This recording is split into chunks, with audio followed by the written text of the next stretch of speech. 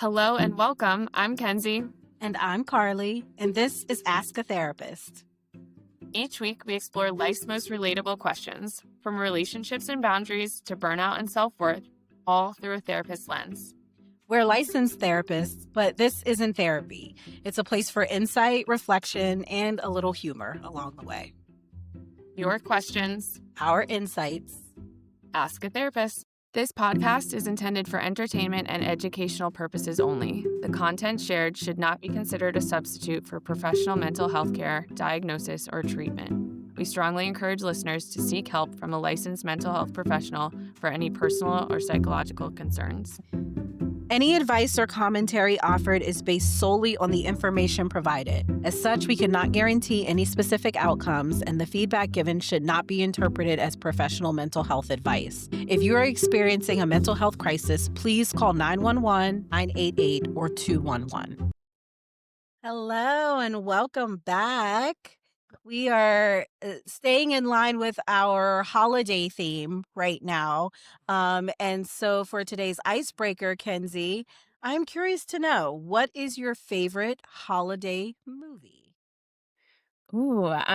Okay, first of all, hi, Carli. Hi, listeners. We're so excited to have you guys back this week, a little holiday special. Favorite holiday movie. Okay, it's easily Home Alone. Like every year I get so excited. You took mine. No. Okay, wait, which one though? So I like the second one the best. Me and my daughter were literally talking about this like just yesterday because she's watching the first one right now. And she's like, I think I like the second one better. I'm like, I do too. New York, just the whole vibe. Like it sounds very, very fun. So I like that one. Okay, then that's perfect. I'll go with the first one. You can have the second one. But I will say that Home Alone is like one of the only movies where the second one feels just as good as the first. It's the same exact premise and it's still somehow just as good. So I love it. But every year around the holidays, I'm so excited to watch Home Alone. And the scene where he's essentially like setting them up for all of the traps that they're going to encounter, I cry laughing. I know what's coming every time and I die every single time. So it is my fave. So little confession here. I actually am old enough to remember seeing Home Alone in the theaters. The first one, and I was very young at the time. Okay, I wasn't that old. But I got so scared and started to cry that I wanted to leave. Like I was terrified that he was going to be home alone and these robbers were coming. So I had a little bit of a moment with the first one, but I have grown to love it over time. But that is my confession. Yeah, I was afraid. Oh my gosh, I can't imagine. I feel like that would really change the movie because I was terrified of like everything as a child. I feel like I would be like, I can't handle this. So that would change it. It was too intense for me, but but I grew to love the movie. So yeah. For sure. Is there a reason that Home Alone is your favorite now? It just feels like the holidays to me. I know for some people that's like the Christmas movie because it's always on around the holidays. I do have a little bit of a tradition in between Christmas and New Year's. Usually they replay The Wire, and that is like my favorite series. So I will sometimes watch that. Or even like my dad really likes The Godfather, so he tends to rewatch that around the holidays. So, but I just associate, the holidays with watching certain things over, and Home Alone always has to be on the list. Yes. Yeah, for sure. I think that A Christmas Story is one that I like specifically always remember playing at my grandparents' house. So, yeah. Like, I said a Christmas movie. Yes. A Christmas Story. Yes. Yeah. I love the nostalgia of it all. And it's such a good intro into, obviously this is our little holiday series for questions for Ask a Therapist. So leads us into our next question. So Carli, we had a listener write in and say, am I wrong for wanting my in-laws to stay in a hotel for the holidays? They said, my husband's family is so sweet, but the holidays are stressful because we're expected to host, and I never know who's coming or how long they're staying. Keeping the house neat is always a challenge, and I feared they'd be offended if we asked them to stay at a hotel. I talked to my husband, but he doesn't see the big deal. Please help. Ooh, okay. I like this one, and I would imagine that this is one that a lot of people can relate to, even if it's not this specific thing. Just merging families during the holidays, dealing with different traditions, which we talked a little bit about. It's a challenge, and so I really empathize with this particular question or with this person. My first answer, my first thought is no, you're not wrong for what you want. Like, just in general, the way that the question is worded is like, is this bad that I want something? No, it's never wrong to want something. However, how you go about addressing that particular want or need, that's I think where the question of right or wrongness can come into play. But just not loving this particular tradition or preferring that they stay somewhere else, no, you're not wrong for wanting that. But how you're going to go about like negotiating or discussing that, I think is something that we can unpack a little bit more. But what do you think, Kenzie? Just that initial, am I wrong for wanting this? I had the same exact first reaction, like, "No, of course not. This is hard, it's stressful." Um, it is just so understandable to kind of say, like, this feels like a lot. It would be so much easier if they just stayed somewhere else." Of course, you're not wrong for wanting that, but I think that, we're gonna dig in a little bit more into, okay, what is that want telling you, and how can you kind of realistically, approach that? Yes. Yes. Now, the therapist me had one response, but real me had a different response because I felt stressed listening to this. Like, just I know how I operate. And so the idea of not really being in control of who's coming, how long they're staying, nobody else seems to have a problem with it. It would hurt their feelings to stay somewhere else. And then even the description of like, they're so sweet, which suggests to me that she doesn't think it's like, they have bad intentions or that it's not something that they're doing on purpose per se. Uh-huh. So just thinking about how hard that is to be mindful of someone's feelings, but also being like really uncomfortable with the weight that it puts on you. So real me was like, absolutely not. I would have to have a conversation with my husband, like, how did we get here? But therapist me does understand that families are different. There are different expectations. And so I'm assuming that her husband may be viewing this very differently than she is. And that deserves like weight as well. So I think we talked a little bit about whenever there's some sort of tradition, there's usually some meaning behind that beyond just whatever the act is. And so I think a really important starting point is understanding why this particular, like them hosting and this tradition of family coming and all, why that's important to her husband, but also making space for her to express what's important to her? Yes, I thought about, pretty much the same thing, and what came up for me, like, I wanted to start with, okay, what questions would I ask her first if, if I was my therapist self? Because, yes, my personal self is like, "We've gotta set some boundaries here. This is far too stressful." But and I so felt for this listener when I was listening to it, like, my personal side was like, "Oh, like, she sounds so sweet. She sounds like she wants to do the best for everybody," and, like, and she's just kind of it's becoming too much. But yeah, my therapist side, I thought about what questions I would wanna ask her, and my first question was, what are the expectations in the family? Like, what is the husband's family's expectations around holidays? Are they different from hers? What are her expectations of what hosting in the holidays looks like? And then the second question being, what does it mean to be a good host? I think that sometimes, like, what we don't necessarily realize is that the pressure that we feel can sometimes go back to what family messages we grew up with, or what expectations were kind of just around us, at, especially around holiday times. And so, something that she can ask herself is, am I trying to meet my own internal standards or am I trying to meet my guests' expectations? Mm.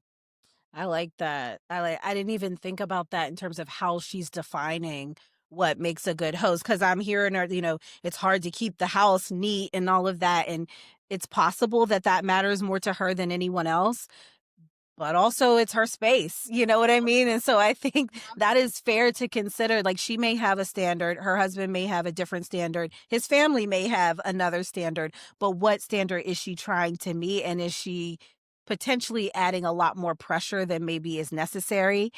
She didn't mention cooking and things like that, but that was what came to mind for me, is like, who's feeding all of these people? Are they responsible for, groceries and meals and everything? And is there a way for other people to contribute and chip in, that they would be like open to, as opposed to, maybe staying elsewhere? So Yeah. And I think that that's such a good point around like, but it is her space. Like, even if they have different expectations, this is still going to impact her. She's still going to have her own meaning of how she wants to show up as a host, or how, she's expecting herself to.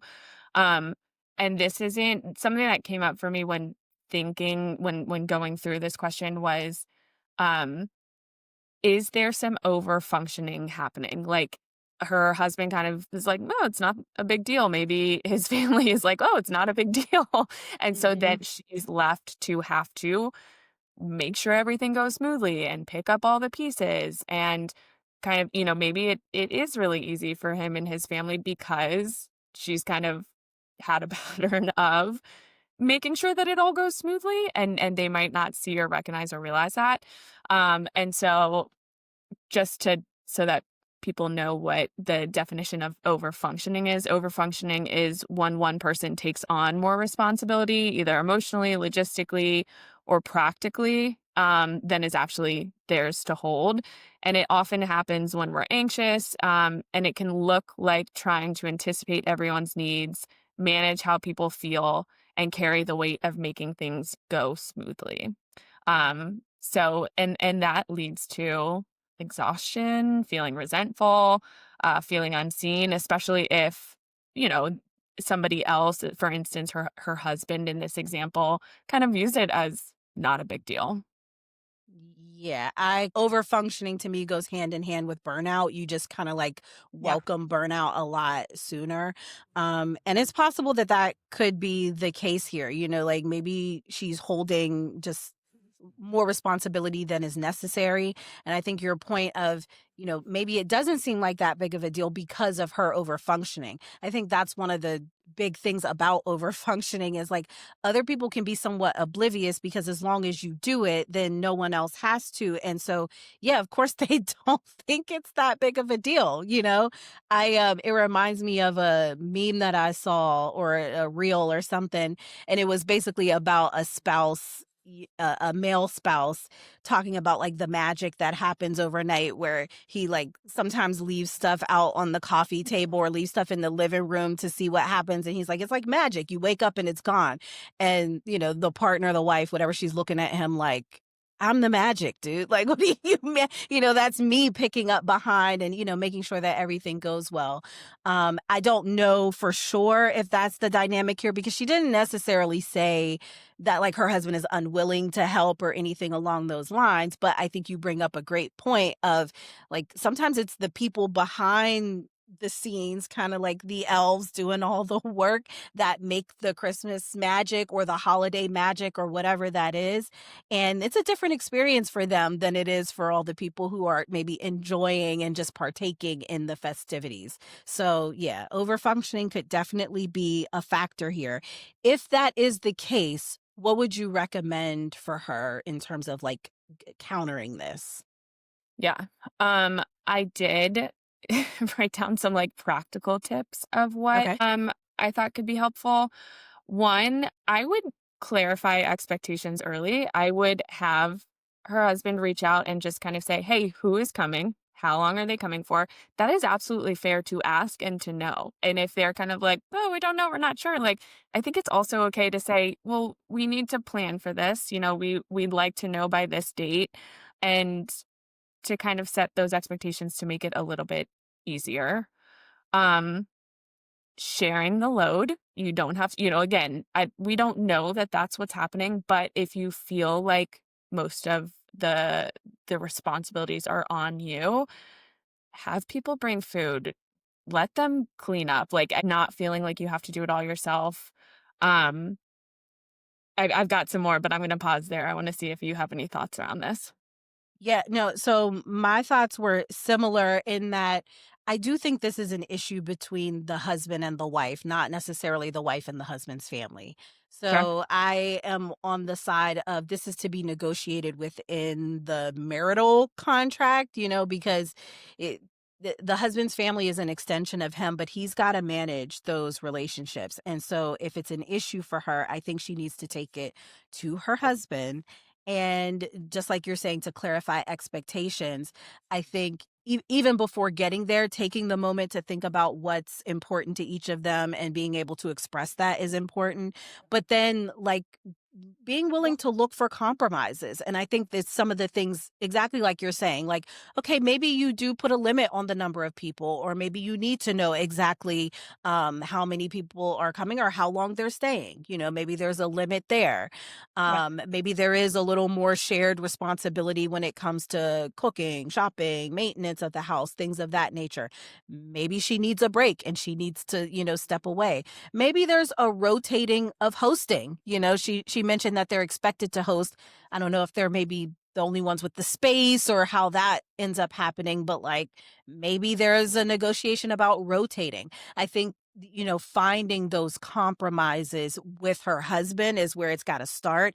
And then the husband's got to be responsible to communicate that to his family. What do you think about that? I felt the same exact way. I think that's exactly where my mind went, and something that I also wanted to note too is that talk to your husband. I think that you're absolutely right. Like, this is if you need a different experience with this, he needs to be your partner. He needs to advocate for you. He's got kind of the understanding of how his family works and operates, and he can kind of help make sure that those compromises are being met. Um, but I would say to this listener, talk to your husband, share the experience, share your experience of hosting and how it impacts you so that you can work together as a team, that he can see it from your lens and kind of understand, oh, this is a lot. And I need to make sure that I am seeing that and helping in a way that feels more manageable. If I can add one thing there, I think when it comes to negotiating needs or preferences with a partner, you don't always need them to agree with your take on it. She already said he doesn't think it's that big of a deal. So that suggests to me she has voiced some of this, but Sure. she may feel like it's being dismissed or downplayed. Like it doesn't impact him in the same way. So he's kind of like, you're making a fuss about nothing. I think it's important for the husband to understand he does not have to agree that this is a huge imposition and it's super inconvenient. That's not necessarily what this listener needs, but the listener does need to feel like what's important to her matters to her husband. And so Yeah. if she's in distress, you're not looking for him to say, "Oh, I agree. Yes, I would feel the same way." You're just looking for him to say, "Okay, I care about the fact that this is stressing you out. How can we work together to address this?" So I Yeah. think that's just an important thing whenever you're negotiating things in relationships. You're not always going to agree. And that in and of itself is not a problem. Some people get really offended when their partner holds a different opinion about things and almost like I need you to see it the way that I'm seeing it. And if that is the goal, you're probably going to be disappointed in the response that you get. But if you're open to just receiving his care and kind of empathy for the way that you're impacted, then you can work together to address it. Ooh, I like that so much. That's so good.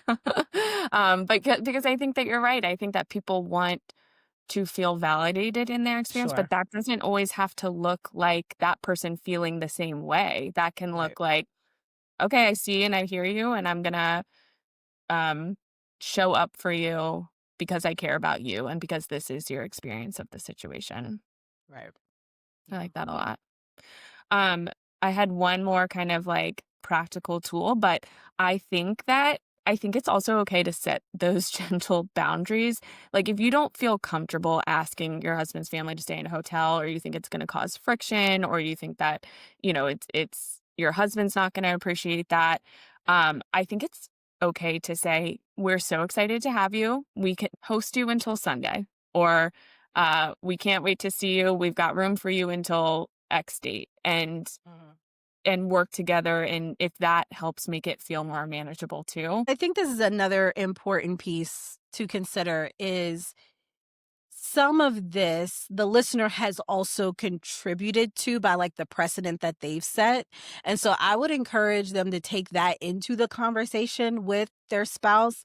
Like, recognize that you are kind of changing the normal program. And if you've gone along with it and kind of like acted like you were okay with it. I think that's something that you also have to own is if you weren't being totally honest about how you were impacted by it, this might be a bit of a surprise to your spouse or to the family. And so kind of sitting with that too. Like if I've been doing this for years and then all of a sudden I'm like, I can't anymore, you 100% have the right to make that call. And also other people may respond to it with some surprise or some shock, and that's okay. But it is also okay for the in-laws to potentially be slightly offended. I'm really interested to get your your take on this, but when she mentioned like I know that they would be offended if asked to stay in a hotel. To a degree, you've been sitting in your own discomfort. It may not be a terrible thing for other people to have a little bit of discomfort if it brings like peace within your home, if you feel better about the situation. Don't necessarily take that completely off the table. I'm sure no one wants to go out of their way to offend in laws. It just makes life probably a little more challenging. But like, you've been sitting with some discomfort. Maybe it's okay that someone else does as well. So, as long as that's negotiated between you and your spouse, I would say, be open to all possibilities, even if one of them seems like, yeah, I don't think they're going to like this very much. Well, you're not liking this very much. So, maybe we can all dislike something a little bit. I don't know what you think about that. I think that that's so interesting. When I read the question, my assumption was they would be offended and then they like wouldn't show up or there would be like they wouldn't talk. Like for whatever reason, my mind went to this extreme of like they would be hurt and then this is going to be a catastrophe. And so even just you saying that was like, wait, no, yeah, it's also okay if they are just a little uncomfortable or they like that's okay. They can manage those feelings around that. You don't have to um again like almost over function in a way of like feeling like you need to put your own needs aside and feel uncomfortable in order for them to feel comfortable. Like they're adults too and manage and function in the world in a way where they're going to have to deal with some disappointment and some discomfort. 100%. Yeah. So I think that that's it. It is kind of funny though that my, initial reaction was to go to like, "Oh, this is probably not an option if they're gonna feel uncomfortable," and so I, wonder if, like, that's maybe the listener's initial reaction too of like, "I don't am I wrong for this? I want this, but I'm scared of this," and maybe it doesn't have to be as scary as it maybe can seem. Yeah, and you can work through it. I mean, families have disagreements all the time. And sometimes people don't like as new members join, like there are adjustments. We all have to kind of make space for the new family member. And sometimes that changes things. And that's okay. That's a part of the growing pains of your family growing. That's a part of change. That's a part of life. And so, yeah, everyone can kind of hold their weight in dealing with that adjustment, you know. Yeah. I think that's all I have. Do you have any other tips that we didn't get to? No, that was all my thoughts. I definitely appreciate this question. I do think that a lot of people are going to be able to relate to the stress of in laws, family, especially around the holidays. And so hopefully this was a little bit of help and they can take it and kind of use it in the upcoming holiday season. Yes. Best of luck to all of you who are hosting and cooking and shopping and doing all of the and cleaning and all of the things, making the holiday magic as we know it. Like you are the real elves behind the holidays. So we thank Yeah. you to all those people who kind of make the holidays special. Yeah. All right. Well, we will check back in next time. All right. Take care. That's it for today's episode. We hope it gave you something to reflect on, or maybe even that aha moment. If so, you know the drill. Rate, review, subscribe, and don't forget to text it to the group chat. Remember, sharing is caring. If you have a question you want us to tackle, big or small, we want to hear it. Email us at info@askatherapistpod.com or slide into our DMs on Instagram at askatherapist_pod. You bring the questions. We'll bring the insight and probably a metaphor or two. This is Ask a Therapist. See you next time.